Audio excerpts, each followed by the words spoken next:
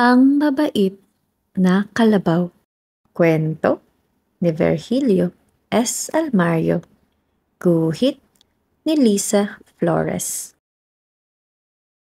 Ang mabait na kalabaw ay tahimik na kumakain.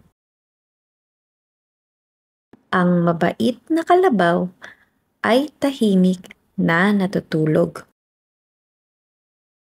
Ang mabait na kalabaw ay malinis.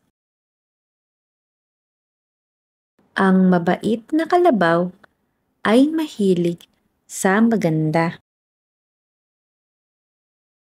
Ang mabait na kalabaw ay maraming kaibigan.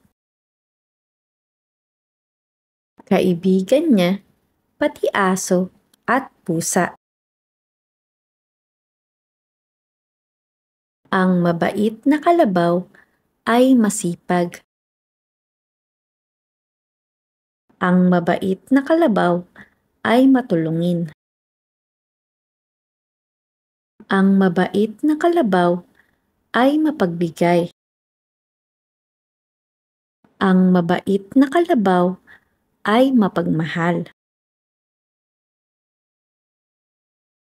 Kaya minamahal siya ng kapwa kalabaw. Minamahal din siya ng kanyang tagapag-alaga. At laging masaya ang mabait na kalabaw.